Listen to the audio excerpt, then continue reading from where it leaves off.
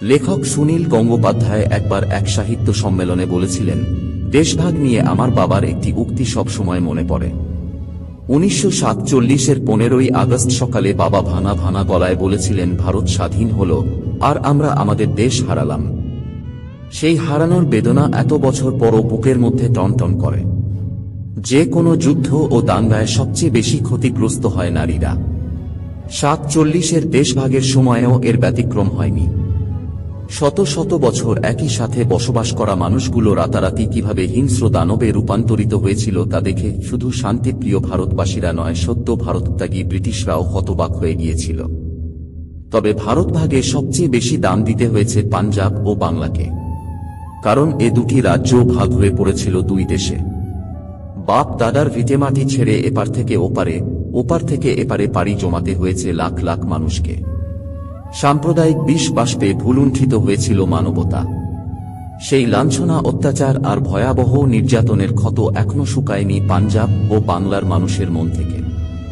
দাঙ্গাজনিত নির্মমতা ও নিষ্ঠুরতার বিরুদ্ধে কলম ধরেছিলেন উপমহাদেশের কবি, সাহিত্যিক, বুদ্ধিজীবীরা। এসব ঘটনা নিয়ে রচিত হয় অনেক কবিতা, গল্প ও উপন্যাস। ভয়াবহ সেই দাঙ্গার ছবি উঠে এসেছে বাংলার মতো পাঞ্জাবি কবি ও সাহিত্যিকদের কলমে। উর্দু সাহিত্যের দিকপাল লেখক কৃষ্ণচন্দর, খাজা আহমেদ আব্বাস, সাদত হাসান মান্টো, রাজেন্দ্র সিং বেদি, আহমদ নাদিম কাশ্মী, ইসমত চুগতাই, রায়নাল কুদরুল্লাহরা লিখে গেছেন দাঙ্গা ও দেশভাগ নিয়ে অনবদ্য সব রচনা। অনুবাদের অভাবে বাংলা ভাষার পাঠকরা এই লেখকদের অধিকাংশের লেখার সঙ্গে অপরিচিত। আজ শুনুন বিখ্যাত উর্দু লেখক খাজা আহমদ আব্বাসের ছুরি গল্পের শেষাংশ বা ক্লাইম্যাক্স। এ কাহিনীর নায়ক হরিদাস ছিলেন লায়ালপুর কোর্টের এক প্রখ্যাত আইনজীবী। 47-এ তাঁর চোখের সামনে দাঙ্গার বলি হয় পুরো পরিবার। তার মধ্যে ছিল তাঁর 17 বছরের কিশোরী কন্যা জানকীও। পরিবার হারিয়ে একা চলে আসেন অমৃতসর। কোথাও দাঙ্গা বা খুনোখুনির কথা উঠলেই তাঁর চোখ দুটোতে যেন আগুন জ্বলে ওঠে।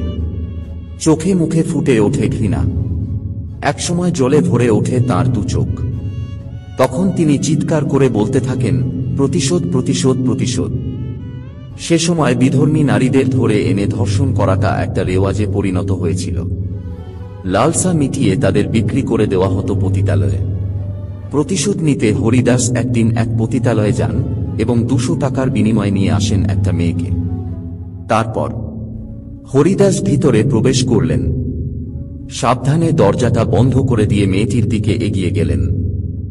দেওয়ালের দিকে মুখ করে খাটের কোনায় বসে আছে মেয়েটি। হরিদাসকে দেখতে পেয়ে খাট থেকে উঠে এসে তার জুতার ফিতে খুলতে শুরু করল। তাকে হয়তো ওটাই করতে শেখানো হয়েছিল।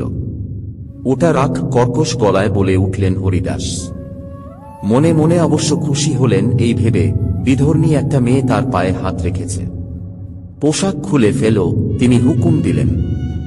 মেয়েটি কাঁপা হাতে তার শাড়ি খুলে ফেলল। শরীরে এখন শুধুমাত্র পেটিকোট ও ব্লাউজ। ওগুলো খোলো। লজ্জায় মেয়েটি দেওয়ালের দিকে মুখ ফেরাল। পেটিকোটটা মাটিতে পড়ে গেল। হরিদাস হাত রাখলেন তার দেহে। আমি তোমাকে সম্পূর্ণ উলঙ্গ দেখতে চাই। বুঝতে পেরেছ কি? এটা মুফতে নয়, পুরো 200 টাকা দিয়েছি এর জন্য। মেয়েটি তার মাঝ বয়সী খরিদ্দারের মন বলানোর জন্য অব্যক্ত ভাষায় চারদিকে ঘুরে ঘুরে আকুতি জানালো যাতে লোকটি তাকে সম্পূর্ণ উলঙ্গ না করে। তাড়াতাড়ি কর, হরিদাস অসভ্যের মতো চিৎকার করে উঠলেন। আমার সময় নেই। তার হাতটা পকেটে রাখা চাকুর ধারালো অংশে। মেয়েটি ধীরে ধীরে বিদ্যুতের সুইচের কাছে যাচ্ছে দেখে তিনি তার পথরোধ করে বললেন, না, আমি অন্ধকার চাই না। মনে পড়ল মেয়ে জানকীকে প্রকাশ্যে দিনের আলোয় বড় রাস্তার ওপর কিভাবে বেইজ্জত করা হয়েছিল। মেয়েটি তার ব্লাউজ খুলে ফেলল। শুধুমাত্র ব্রেসিয়ারটা এখন তার যৌবনের চিহ্নটিকে ঢেকে রেখেছে। ওটাও। হরিদাস ব্রেসিয়ারের দিকে নির্দেশ করে বললেন। চাকুটাতে হাত রেখে তিনি প্রস্তুতি নিয়ে ফেললেন। আর একবার মেয়েটি লোকটার দিকে তাকিয়ে তার প্রতি দয়া দেখানোর জন্য মিনতি জানায়। ঠিক এইভাবেই জানকী হৃদয়হীন পশুগুলোর দিকে তাকিয়েছিল, কিন্তু তারা তো জানকীকে দয়া করেনি। মেয়েটি তার হাত দুখানা দিয়ে মুখটা ঢেকে ফুঁপিয়ে ফুঁপিয়ে কাঁদতে শুরু করে। কয়েক ফোঁটা জল পড়ল তার ব্রেসিয়ারের ওপর। হরিদাসের ডান হাতে ধারালো ছুরি ঝলসে উঠল। ছুরির মাথায় বিষ মাখানো। এই মুহূর্তটির জন্য তিনি 10টা মাস অপেক্ষা করে আছেন। তার চোখে এখন লাল হলুদ অগ্নিশিখা নেচে উঠছে। মেয়েটি দেখল লোকটা এক হাতে ড্যাগার ধরে অন্য হাতে তার ব্রেসিয়ার ধরার জন্য এগিয়ে আসছে। সে আতঙ্কে চিৎকার করে উঠল। এর চেয়েও ভয়ঙ্কর আতঙ্ক তিনি জানকীর চোখে দেখেছেন। একসাথে ভয়, ঘৃণা এবং বাঁচার জন্য আতঙ্ক। কিন্তু তার সেই অসহায়ত্ব তাকে বাঁচাতে পারেনি। তার বাঁ হাতের এক ঝটকায় ব্রেসিয়ার খুলে গেল। ড্যাগারে বিষ মাখানো। ওদিকে তাকিয়ে হরিদাস লজ্জায় চোখ ফিরিয়ে নিলেন। একটা মাত্র শব্দ তার মুখ থেকে বেরিয়ে এলো, বেটি। হরিদাস দেখতে পেলেন মেয়েটির ব্রেসিয়ারের নিচে একটিও স্তন নেই, কিছু নেই, শুধু বিভৎস দুটো গোলাকার কাটা দাগ।